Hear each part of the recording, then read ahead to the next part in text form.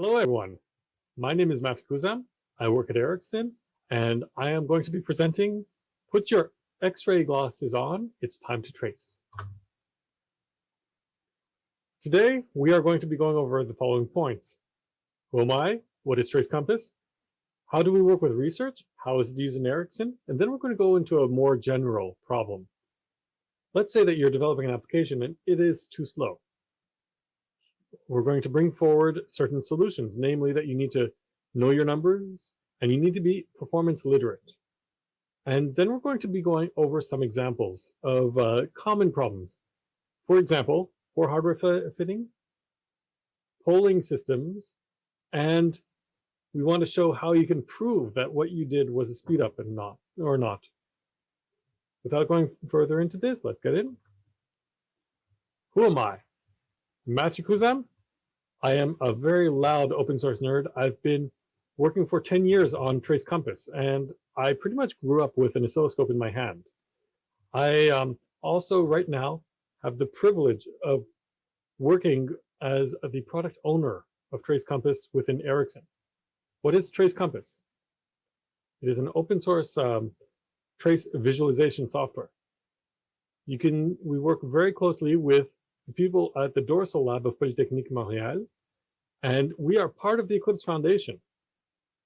Trace Compass allows you to view any trace latencies and logs using some nice visualization software in SWT, but we are migrating towards the cloud now, and we're going to have a web-based front end. And finally, it is adopted in many industries. We have been told about many amusing use cases that we didn't even think were possible for Trace Compass.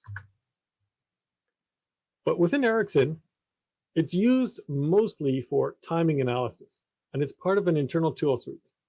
The stuff that we do here in Ericsson with it is really cool, but it's kind of out of scope for today. What we want to talk about is how to accelerate your code. So we're going to start off with looking at the tools that you have. I'm sure that all of you have already done printfs of your timestamp at the very beginning and at the very end of your code. And you'll see that you can pretty much get a ballpark figure for what's going on. And those that found that wasn't enough, you probably pulled out a profiler. And the profiler would have done some sampling like Visual VM, and you would be able to see what's going on or what your function distribution is. Tracing will take it one step further. And we are going to be talking about tracing your code and then visualizing it. We hope to, at the end, give you an appreciation for why you should know your numbers, as in your hardware, why you should instrument your code preemptively, and why you should use tracing to rule out outside parameters. So now let's get into the details. If you want to go into a more detailed level, you really need to know your time base. And profiling will be able to give you durations, but doesn't give you orders if you're using sampling. If you're using instrumentation, it is going to give you timing. And then there's also your payload, which would be your printfs. Tracing pretty much allows you to do anything mentioned above. You can do sampling tracing, or you can do instrumentation tracing. And all it is a vessel in which you can carry your data and then view it later on. So now you have all this great data, but it's terabytes of data. And your screen is really high res, but it's not high res enough. What are you going to do? Well, there are many things that can be done. You can start with the most high-level views, which are aggregation. These have stuff like descriptive statistics, where you know that you spent an average amount of time. You can have categorical aggregation, where now you can add a second axis, for example, a flame graph, which shows your durations for your depth in a call stack for a given function. And this can lead to weighted trees, where this will look a lot like your disk usage analysis that you have with Baobab or Windirstat. Later downwards, if you want more data, you can go for data flows like the flame chart, which would be your call stack with respect to time. And finally, If you want even more detail, you can show the links between these elements using data graphs. I would like to note also that you can look at the events in a raw form, and the data is all there. It's just, it's too much, and all the levels are there at once, so it's kind of orthogonal. So let's start off with some synthetic examples of what Trace Compass can do. Trace Compass visualizes traces. So it will take data and it will put it either into Gantt charts or XY charts or tables. Now, on the right-hand side here, we have a Gantt chart showing a very classic problem. This is a map reduce. Map reduce means that you have like n threads that you spawn and you wait for them all to finish and then you do another group. And basically it's a way to distribute your workload so that you get more done in less time. But you have to understand your hardware and configuration. Let's see this example here. On this system, I have 4 cores, and yet I have 8 threads. So what you see happening is that you have 2 threads running in parallel, and then your threads start running in a stairway manner because the scheduler saw that the that there were too many threads to run all simultaneously, so it just gave 1 core to them. What this did was negate all of your parallelization efforts. So now instead of having a 4x acceleration, you actually have like a 12% acceleration on this iteration. It can get better like here, but it's pretty much never perfect. If you fitted your executor pool to be the same size as your number of threads, this problem would be avoided. This also means, this could also explain for some of you why you're supposed to do make minus j and the number of your cores and not 1,000. An example down here is another, I'm going to say synthetic or academic example. We've always been taught in school. Read your y-axes before your x when you make a giant 2D array. And I always wondered about that. So I made a program that makes a 10,000 by 10,000 array, and then iterates through the x's, then the y's, and then it iterates through the y's, then the x's, and I looked at the timing of each one. Now, no instrumentation was done on this code, as in I just did a regular C program, and I looked at the operating system level information. And what we can see here is that read y then x is about 3 times faster than read x then y. And you can see on your page fault counter here that your chart is slightly higher here than here, which shows you that the same work is done in less time. Now, this shows you what's happening. If you look deep down inside, you'll see that basically I picked an array that was conveniently larger than a given cache line. So the caches on your CPU were being flushed constantly. But this doesn't need to happen all the time. What I want us to retain here is that you can actually measure, even without looking at your code, instrumenting your code, what's happening. However, let's take a look at some real life issues, and we are going to instrument our code for this one. Oh, no, this one was a real world example of some messenger. Once again, I did not have access to the code on it, but I wanted to explain here, we spend a disproportionate amount of time reading a single file. And this messenger was pretty much halting my CPU, and I'm on a laptop. My laptop was getting very toasty. So I was trying to figure out what was going on, and I decided to trace it. Once again, we don't have internal measurements. This is just looking at the outside. So we were able to infer from it that we were blocking the X server by reading some resources, namely the file sys devices system CPU 0, very important, CPU frec. Please remember that I have 4 cores. Now, this is a driver, but the program basically had a library that called it as if it was a file and assumed that the file would have the same response time on every given CPU core. It was on CPU 3. So it ended up having to migrate constantly between the two, and it ended up freezing that first CPU. So by tracing it and figuring out what went wrong, I just did a quick hack of pinning this process, the messenger, to CPU 0. And then the performance dropped from 99.9% to 0.1%. The system calls to this file dropped to 0 because it was very data local. It's very important to understand that your program doesn't run alone. Other programs and other configurations interfere. Your libraries can interfere, other libraries can interfere. Your software runs on hardware. So, we're working in Java, there's the VM. We actually work also maybe in TypeScript or in some other even higher level language. But under all the VMs, all the containers, and all the actual OS level VMs, eventually there's sand that's getting its bits flipped from 0 to 1, and we need to understand, or at least have an appreciation for the underlying structure. As I mentioned up here, not all resources are created equal.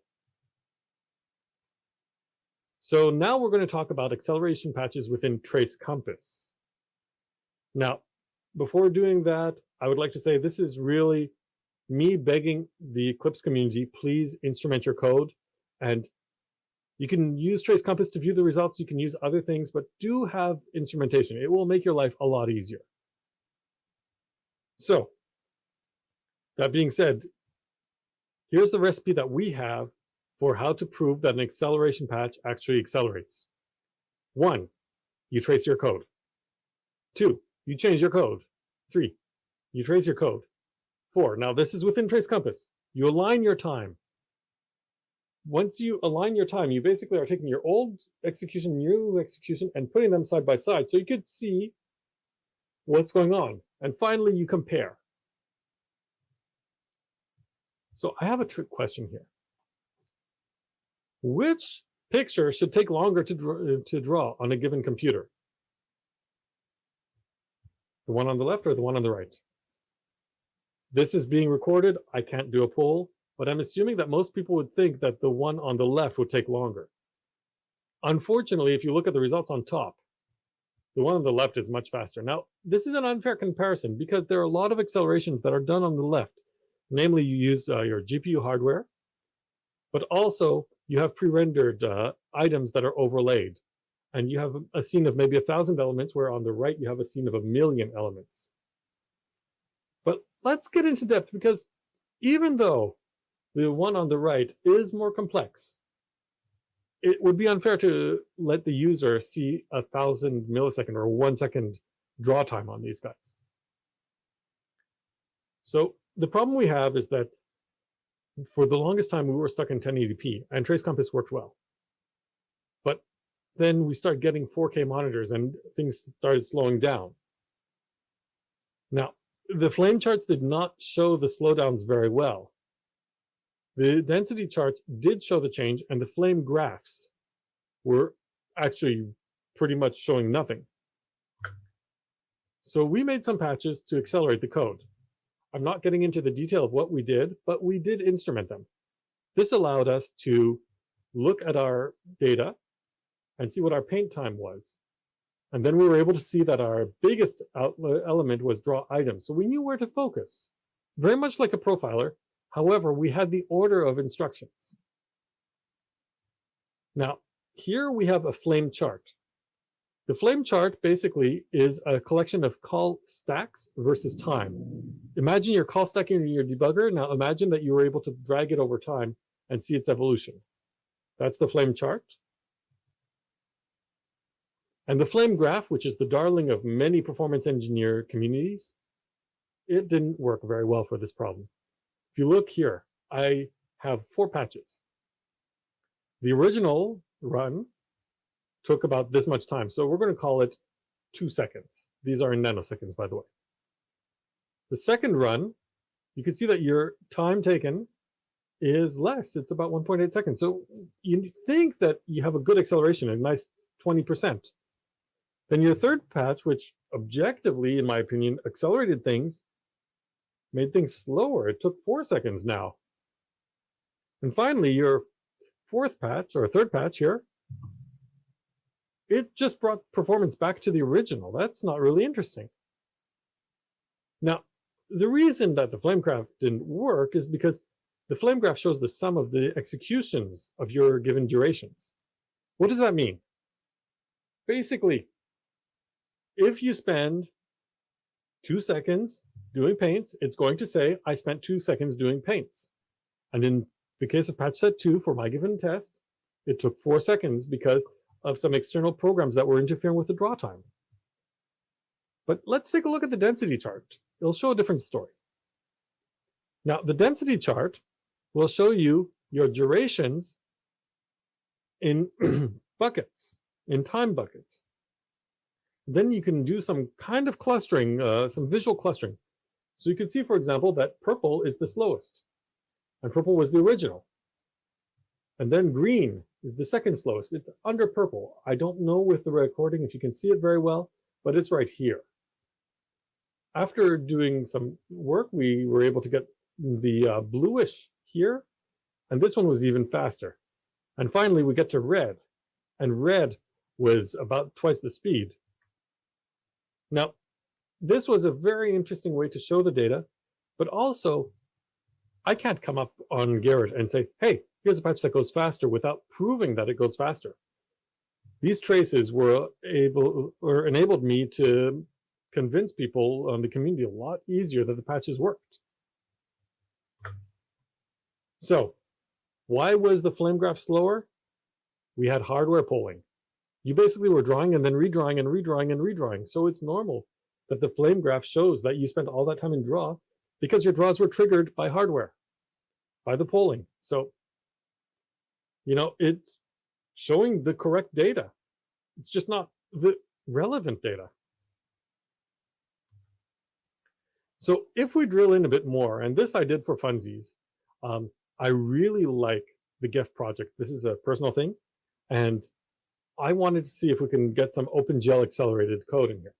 I replaced SWT with OpenGL and a canvas, and I did some draws, and I was able to see that in the 300 milliseconds that we spent doing a draw now, 100 milliseconds was spent on scene placement and 200 was spent in SWT originally.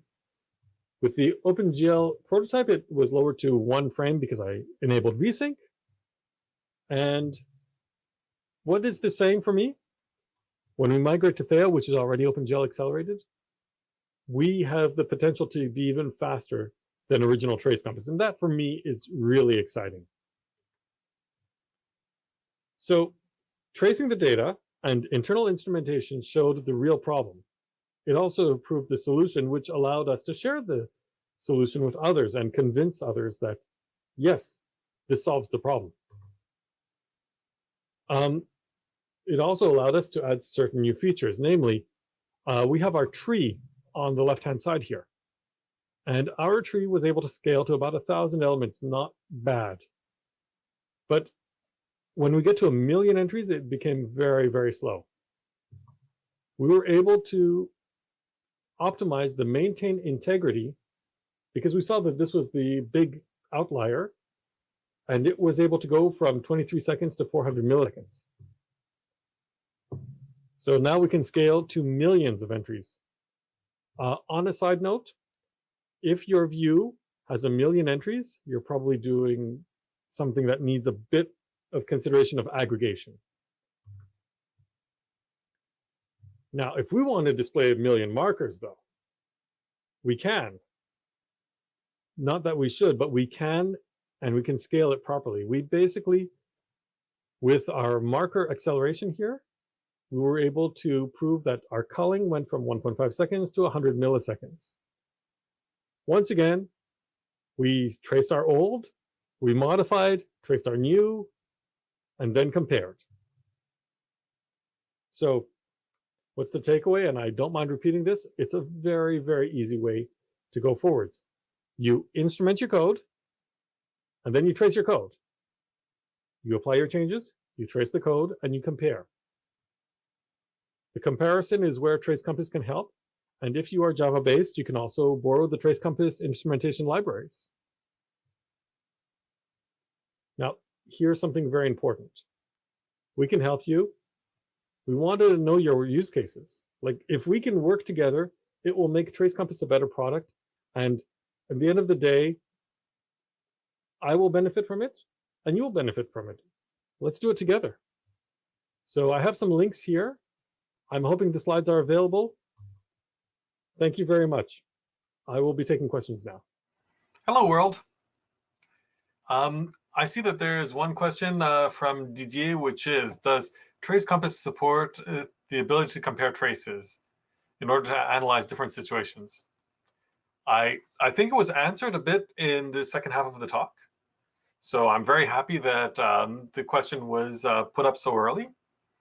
But yes, it does. It does rudimentary comparisons. I would like to see more automated comparisons, but that is for the future.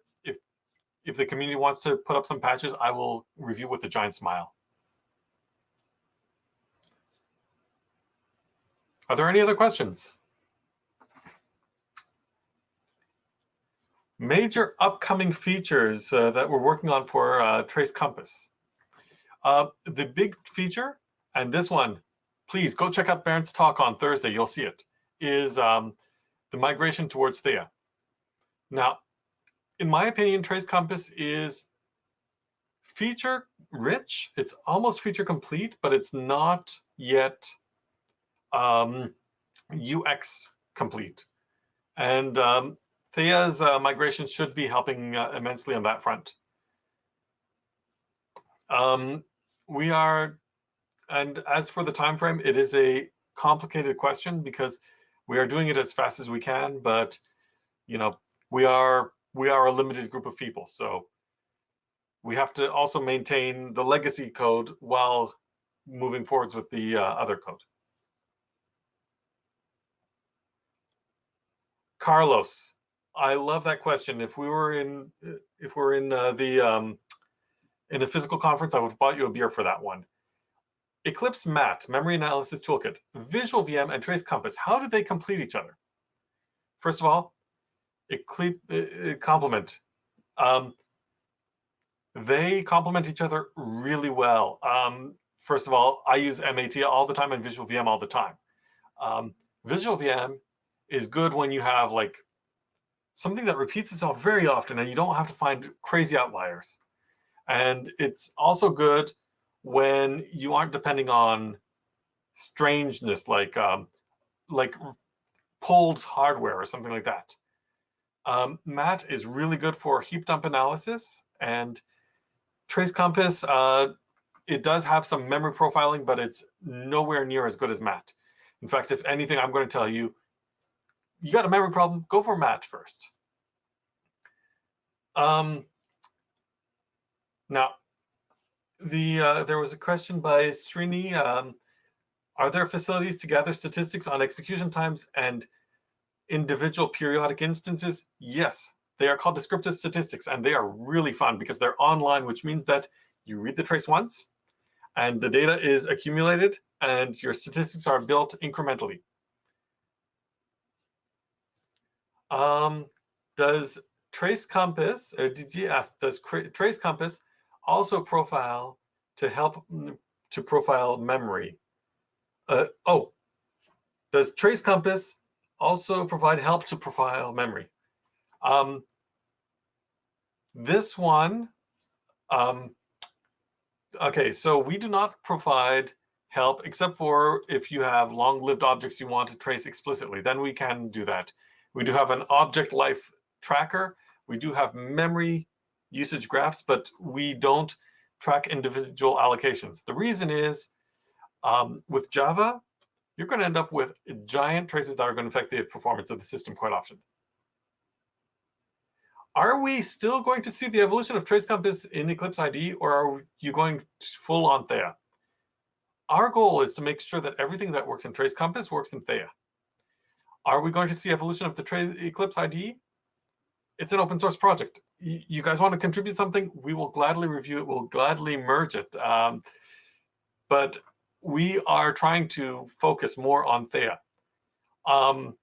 There are some cool things that we could look at, but you know, they are priority B at the moment.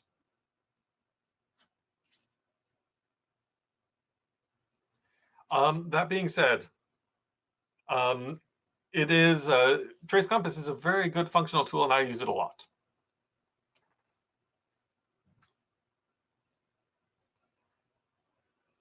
We have 4 minutes remaining.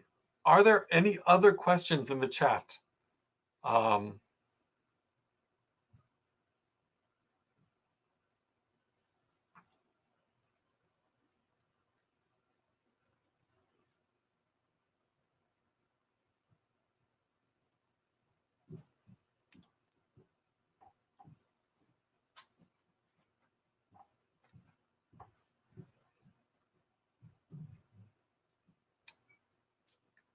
So since there are no further questions, I'm going to propose a water break for everyone.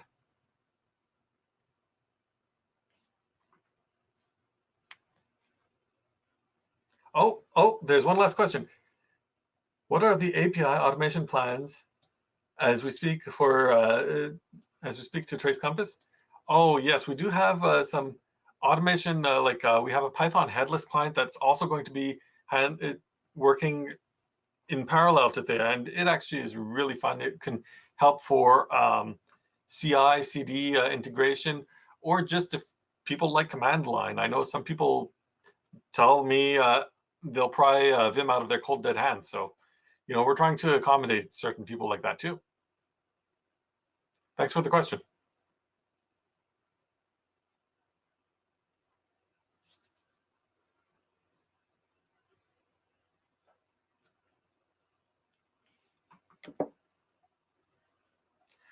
Okay, well, thank you very much. You have my contact info, and I really hope to hear from you. Don't forget to evaluate. I want to keep making these talks better. Thanks. Bye.